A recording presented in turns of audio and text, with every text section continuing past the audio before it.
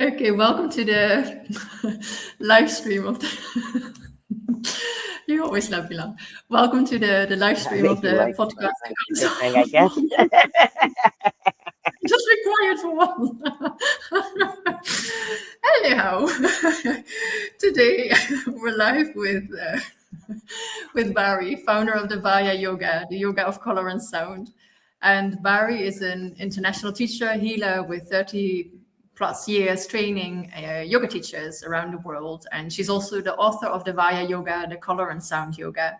So welcome, I always call you Devaya. Welcome, Bari. Welcome to the listeners. Welcome to everyone listening to the replay. So today our podcast is going live. It's called I Didn't Like Being a Woman, From Pre-Migration Wounds to Post-Migration Reclamation. So we're going to dive into two aspects that we talked about in the podcast conversation. We're just going to dive a little bit deeper. So you've talked. Okay, here we are. Okay, good. Yes, I am. Yeah, you talked a lot about what moving countries meant for you, and that living between cultures forced your body to learn a new language. What did that look for you like for you on a day-to-day basis?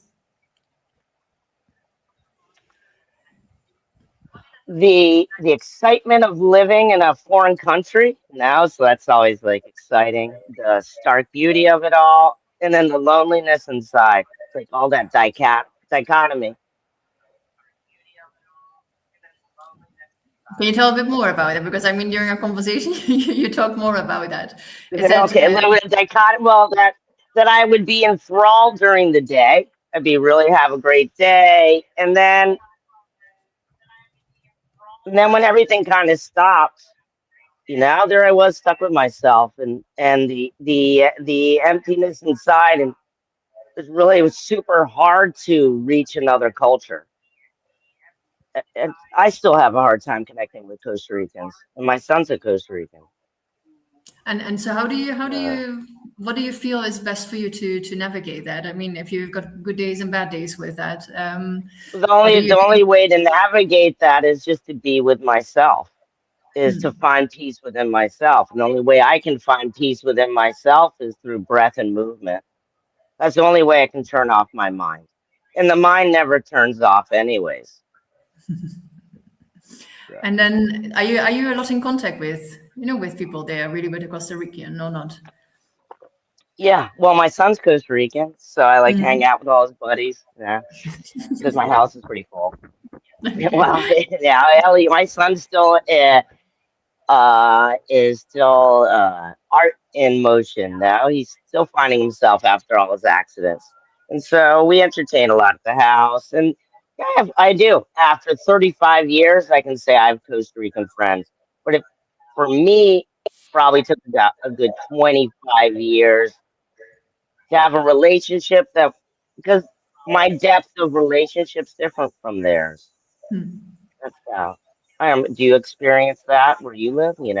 Yes, yeah, absolutely. I mean, first and foremost, there's already the language and the different skin color. That's the first kind of barrier. No, literally. But I've got a few good friends.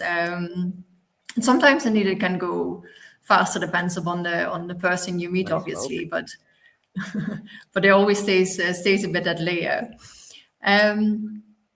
So what you use a lot. Okay. What do I use a lot? Yeah. I was in the middle of a yoga class. Yes, I know. I'm sorry, I had the time completely wrong. What you use a lot is vocalization and sound, because you talk about sound as a nervous system tool, right? Right. Yeah, because it activates the vagus nerve. First of all, it activates the vagus nerve, which is the longest nerve in the body. There's a lot of ways to activate it. We can just splash cold water on our face, breathe the 3-part breath. But when we're sounding, it fills the mind. When I'm putting water on my face, I'm thinking all sorts of thoughts. When I'm breathing the 3-part breath, I still think. But when I'm singing, I can't think about anything else except the sound.